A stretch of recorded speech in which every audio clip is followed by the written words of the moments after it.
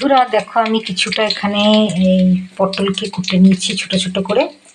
তো এই পটলটা যদি এইরকম ভাবে তোমরা ভাজো না, দারুণ লাগবে খেতে। তাই জন্যে তোমাদের মধ্যে শেয়ার করছি ওই পটল ভাজতে ভাজতে দেখানোটার ব্যাপারটা। এই যে এখানে দিয়েছি আদা, রসুন, আদা থেতো করে, আর রসুন আর লঙ্কা, তেজপাতা আর 5 ফোড়ন আর জিরে ফোড়ন দিয়ে দিয়েছি। আর এই কিছুটা এই বড়িকে ভেঙে দিচ্ছি। এই যে একটা বড়ি ভেঙে দেব। তো এইভাবে করলে না দারুণ লাগে খেতে, খুব ভালো লাগে। তাই জন্য করছি আর তোমাদের মধ্যে একটু শেয়ার করলাম। তো আমি তো রান্না করা দেখাই না, দেখিয়ে তো থাকি না, দেখাই তো। এইভাবে যদি পটল ফ্রাই করো না, তো মুখ ছেড়ে গড়াগড়ি, কোনো ইয়ের দরকার নাই, কোনো মশলার দরকার নাই। তো এটা ভাজা হচ্ছে, ততক্ষণ ব্রেক। তো বড়িটা ভাজা হয়ে গেল। তো এবার আমি পটল ফেলে দিই। এই যে ধুয়ে রেখেছিলাম। তো আলু দিইনি, কারণ পটলটা অনেকটা আছে তো এই জন্য আলু দিইনি। তো এইভাবে যদি ভাজা হয় পটল, তো মুড়ি দিয়ে লুচি, পরোটা, মুড়ি, ভাত সবেতেই খুবই ভালো লাগবে, দারুণই লাগবে। তো সেই জন্যই তোমাদের মধ্যে শেয়ার করলাম। তো এটা নুন চেক করে হবে না, মিষ্টি মিষ্টি করে। তো এবার আমি এর মধ্যে তোমরা মনে করলে হলুদ দিতেও পারো, নাও দিতে পারো। আমি একটু হলুদ দেবো কিনা তাই ভাবছি, দেখি লাল লাল করে ভাজার পরে কীরকম দাঁড়াচ্ছে। তো হলুদ না দিলেও কোনো ইয়ে লাগে না, মানে যেহেতু ভাজা হচ্ছে না, দারুণ একটা টেস্ট আসে। এই ঢাকা দিয়ে দিয়ে ভাজবো, নুন দেবো, হলুদ দিতেও পারি, না দিতে পারি।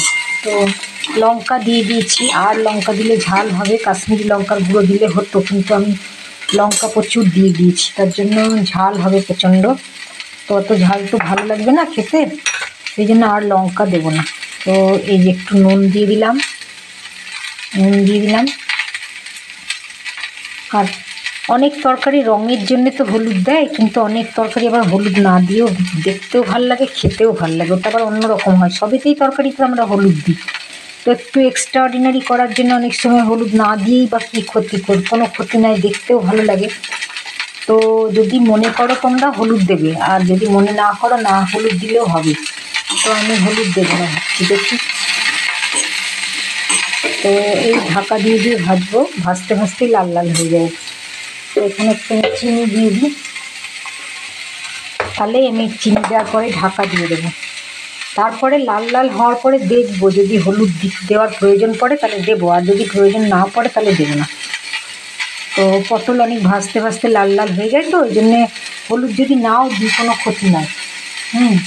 টেস্টটা তেমন কিছু খারাপ লাগবে না, হলুদের একটা অন্যরকম টেস্ট, আর পটল ভাজার যে একটা বিরাট সুন্দর গন্ধ ওঠে, সেটা হলুদ দিলে গন্ধটা অতটা পাওয়া যাবে না, পাওয়া যায় কিন্তু অতটা পাওয়া যাবে না। এবার আমরা তরকারিতে যে ব্যবহার করি, যখন তরকারিতে অনেক সময় অনেক রকম আনাজ থাকে, তো তো সেই ক্ষেত্রে পটলে হলুদ দিয়ে ভাজলাম, দিয়ে তরকারি আনাজগুলো কালার না করলে বা হলুদ না দিলে তখন টেস্ট আসে না বলে আমরা হলুদ দিই।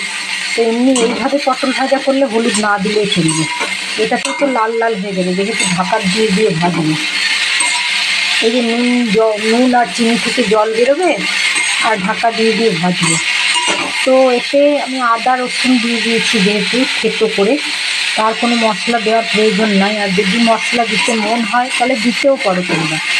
তো এইভাবে একবার করে ট্রাই নিয়ে দেখো, খেতে কিন্তু খুবই সুন্দর লাগে, দারুণ লাগে। আবার এই পটল ভাজাটাই তুমি আলুর সঙ্গে তরকারিও করতে পারো। তো আমি তরকারি করবো না, আমি ভাজাই রাখবো, সেই জন্য আমি এটা ভাজাই হোক। তো এই যে ঢাকা দিয়ে দিচ্ছি, ঢাকা দিয়ে দিলাম। এবার পটলটা ঢাকা দেওয়া অবস্থায় ভাজা হবে। তো ততক্ষণ আমার ভাজা হয়ে যাওয়ার পরে তোমাদের আবার দেখাবো। আসছি, টাটা, বাই বাই। ততক্ষণ ব্রেক, কিছুক্ষণ পর আবার আসছি।